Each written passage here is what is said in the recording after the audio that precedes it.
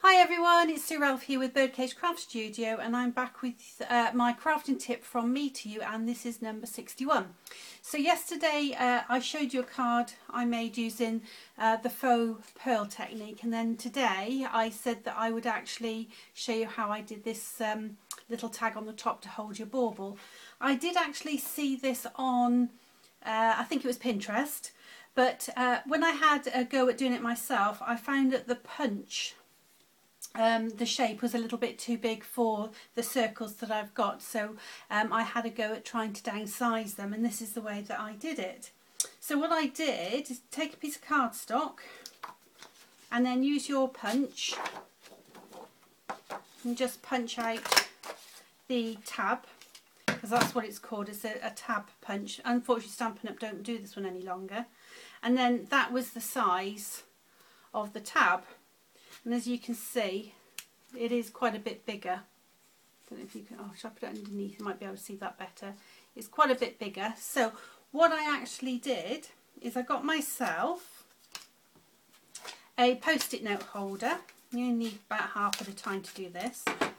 And then I stuck it down onto the sticky part, and then I put it back inside my punch and lined up these two sort of arrows that come out here, and you can then change it to whichever size you want to. So you can make it larger or smaller.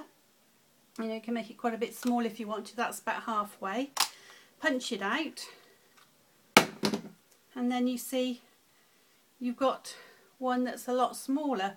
But because the top is sort of quite arched, what you can then do is you can fold your tab up and take it and put it back into your punch, and then just round off this corner.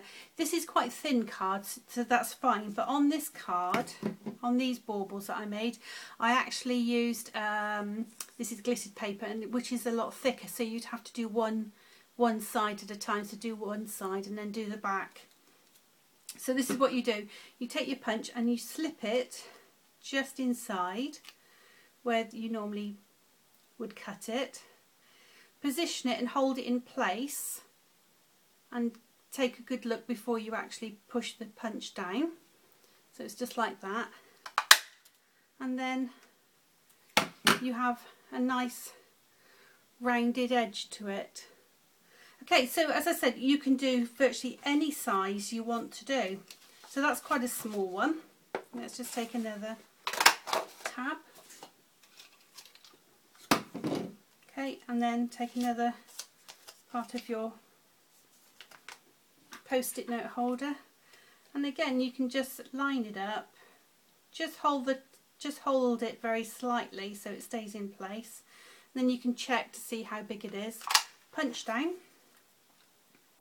And then again, if it's a little bit sort of too domed at the top here, just fold it in half, like so. Put it back into your punch again, and you can just take the top off. This can be a bit fiddly because you just have to find the right place for it to go in. Once you've got it in, just hold it in place, check where you want it, push down, and then you've got your next little bauble holder. So depending on what size circle, you can do an array of different sizes, which is quite easy to do. So I just wanted to quickly show you these. I started to make another card, and what I've actually done here is that I've got two pieces of acetate that have been sandwiched underneath my little tab punch there. Can you see it's got...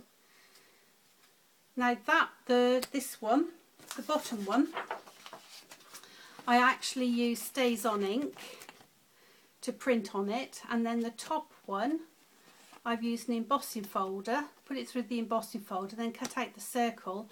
And then for the underside, what I actually did is I got my chalk marker, and then the back of the embossed part, I literally just got my pen and just filled in where it sort of concaves, and I just filled in all those little pieces. so that when you've finished and you turn it back over, you should be able to see that it's actually now white. I don't know if that's picking that up particularly well, but there we are. So that's just another way you can do it. So as I said, I've layered 2 pieces of acetate together. The top piece is the one that I've actually used through the embossing folder. You might be able to see that better. Nope. Yeah, so the top part has been embossed, and then the underside part I've used stays on, which is then obviously printed onto the acetate, and that won't come off because it stays on ink. And so you can make yourself lots of different decorations, and this one I just did the cardstock. So that's my tip for you today on how to make these punch tab little holders for your baubles. I'm sorry that the light isn't very good tonight, and I hope you've been able to see what I've been able to do for you. So I will be back again tomorrow. I'll see you then. Bye.